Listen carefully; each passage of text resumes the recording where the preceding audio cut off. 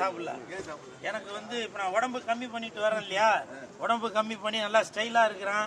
அதற்கு காரணம் என்னன்னு பாத்தீங்கன்னாக்க நம்ம லெஜண்ட் சரவணா ஸ்டோர் அண்ணாச்சி அவர்கள் தான் காரணம். ஏன்னா அவருக்கு வந்து பல எதிர்ப்புகள் பல விமர்சனங்கள் வந்தாலும் நம்ம லெஜண்ட் சரவணா ஸ்டோர் அண்ணாச்சி அவர்கள் எவ்வளவு ஸ்டைலா மாசா கெத்தா இருக்கிற இந்த வயசுலயும் இன்னைக்கு அவர் வந்து ஒரு ஸ்டைலா இருக்காரு அப்படின்னாக்க அவரோட ரோல் மாடல் தான் நானு. அவரை பார்த்து தான் இன்னைக்கு நான் வந்து என்னோட உடம்பை குறைச்சி என்னோட ஹேர் ஸ்டைல் மறைச்சு என்னோட கூலிங் கிளாஸ் போட்டு நல்லா ஸ்டைலா காஸ்டியூம் போட்டு வந்திருக்கேன் அப்படின்னாக்க இன்னைக்கு லெஜண்ட் சரவணா ஸ்டோர் அண்ணாச்சி அவர்கள் தான் காரணம். அது மட்டும் இல்ல, நிறைய பேர் வந்து ஒரு நடிகரை பார்த்து ரசிகர்களோ இல்ல தொண்டர்களோ அவங்க வந்து அவரை ஃபாலோ பண்ணுவோம் அப்படின்னு நினைப்பாங்க. ஒரு அரசியல்வாதியை பார்த்து அவங்க அந்த மாதிரி நினைப்பாங்க. ஆனால் நான் லெஜண்ட் சரவணா ஸ்டோர் அண்ணாச்சி அவர்களை பார்த்து தான் இன்னைக்கு நான் வந்து ஸ்டைலா மாசா கெத்தா இருக்கிறேன். நடக்கிற தட்டே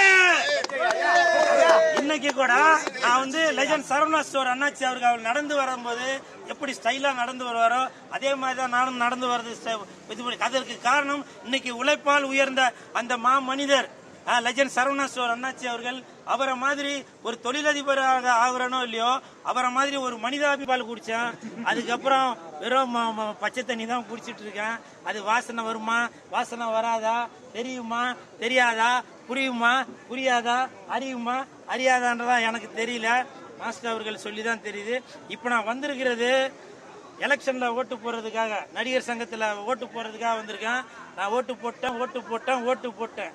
என்கிட்ட யாரெல்லாம் ஓட்டு கேட்டாங்களோ போன் பண்ணி ஓட்டு கேட்டாங்களோ அவங்களுக்கு எல்லாம் ஓட்டு போடுறதுக்காக வந்திருக்கேன். கேட்காதவங்களுக்கு வேட்டு போடுறதுக்காக வந்திருக்கேன். அதே மாதிரி என்ன நேர்ல சந்திச்சு ஓட்டு கேட்டவங்களுக்கு ஓட்டு போடுறதுக்காக வந்திருக்கேன். அவங்களுக்கு நல்லா புது சீட்டு போடுறதுக்காக வந்திருக்கேன்.